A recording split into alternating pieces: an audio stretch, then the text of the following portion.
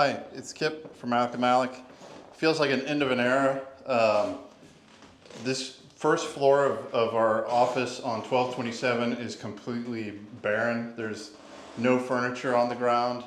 There's no chairs, no desks. Everybody has been moved to the office in 1221. And what we're gonna do is, if I could flip the phone, you could see this really ugly pink carpet. Underneath that is this wood floor. So what they're gonna do is they're gonna rip up all this wonderful pink carpet, and I have no idea how long this has been here, but they're gonna rip that up and then sand it and then polish it. But in doing so, I had to remove every single thing in this office. And then today, I had the printer company come over, and they're gonna move our massive printer temporarily from 1227 to 1221. And these buildings are right next to each other. And well, that printer is dead. Fortunately, nobody got hurt, but I mean, I'm not gonna, I think the printer, the mover guy from the printer company did his best, but essentially, he ended up dumping it down the steps. So again, thankfully, no one got hurt, and that's what I told him. I was like, you know, hey, it's a good day. You just broke a printer. Printers are replaceable. It's not a big deal. You know, if you would have tried to have saved the silly printer, you could have injured your back, you could have gotten a rotator cuff tear, and then it's just not worth it. And frankly, that's the case when it comes to, you know, anything, because a lot of times in these situations, and I don't have any animus against the printer company. Again, I think the printer company moving guy, I think he was doing his best. I just think this printer was massive, and I don't think the printer company had any malice.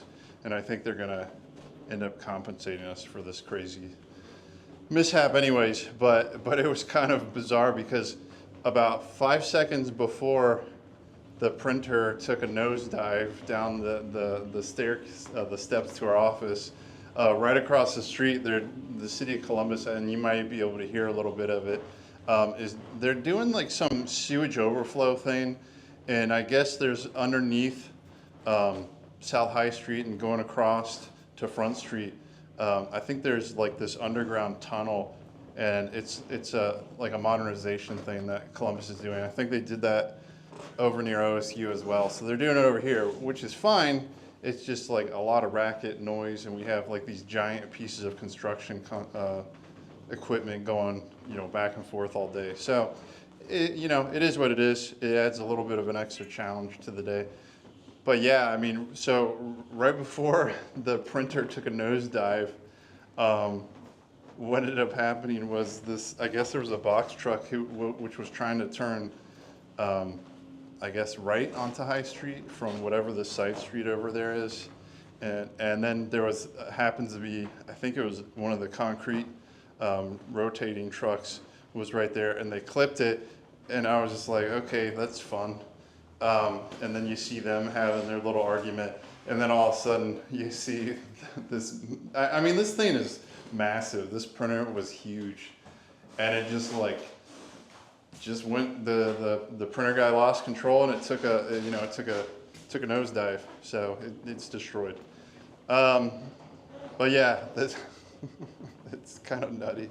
So yeah, so no, but they're gonna kind of come out and do that. I think it's gonna be great. I mean, it's silly little things like this that, you know, you got to take a little bit of a joy in, not necessarily joy in the printer being destroyed, but in things being improved. And that's kind of a lesson that, you know, even in the midst of these horrible workers' comp claims, try to find, you know, positivity, and also keep this frame of mind that you will get better, and someday you'll return to work in some capacity. It may not be doing what you did before you got injured. You know, there may be some other changes. You may have some pain, but ultimately you're alive. Some people are getting these work accidents and work injuries and they die.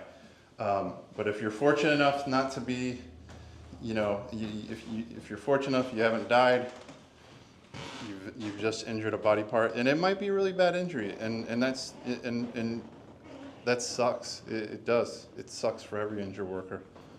But you will get better. And if you're if you're at the beginning of a worker's work injury, just know it's going to get better. You just got to work through it. You got to push through it, and you got to keep on moving in a positive direction. And you might have some problems, like your giant printer might go taking a nosedive down the stairs, and then you have to get a new silly little printer. But these things happen. So anyways, yeah, so that's what's going on here. And I hope you folks are doing okay. At the end of, this is a little bit of a different video. There's a new commission order that came out that I'm gonna discuss.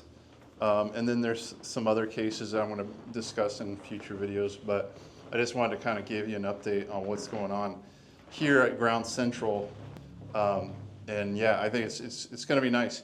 All these lights, for whatever reason, there used to be a chandeliers here, because I don't know, chandeliers look nice, I guess, if you have a house, but we replaced it with lights, so these LED lights. But yeah, as I say in all these workers' comp videos, workers' comp in Ohio, particularly now, particularly the way the politics are, particularly the way that things are changing, it is a labyrinthine, confusing process. So I always recommend that you get a workers' comp attorney involved in your case. At least talk to one. Maybe you don't need one. And in fact, today I had a gentleman, and I talked with him for about an hour, and ultimately the conclusion that I had, I was like, you know what, sir, I think you might be better off not getting us involved with your claim, because it seems like it's going okay. But if things get a little bit wonky, come back and we'll help you out. But I don't know if you need a workers' comp attorney at this point. It seems like things are going okay for you. So, but nevertheless, talk to your friends, neighbors, coworkers, preacher, rabbi, your mom, whatever, and just say, hey, who do you guys recommend as a workers' comp attorney? Or search Google, or I guess the new, go into ChatGPT and be like, hey, who's a good workers' comp attorney and wherever you live, and call those people up. But it's very important, find the one that you are gonna want to work with, because it's really important that I can't emphasize this enough, you gotta choose the attorney that you like, and you really gotta stick with them, because it's gonna be very difficult later on if you want to dump that attorney and go with a different attorney, because the reality is the new attorney, another attorney may not want to get involved with your case. So, but nevertheless, please reach out to an attorney if you have a workers' comp claim. And I want everyone to stay safe. I don't want to see you, because I don't want you to get hurt. I don't want you to get into car accidents. I don't want you to get dog bites. I don't want you to get work injuries. So if I never hear from you, if I never meet you, that's good, because that means you haven't gotten injured. Please have a nice day, and good luck with your future endeavors. All right, this is Kip from Malek Malek. Bye.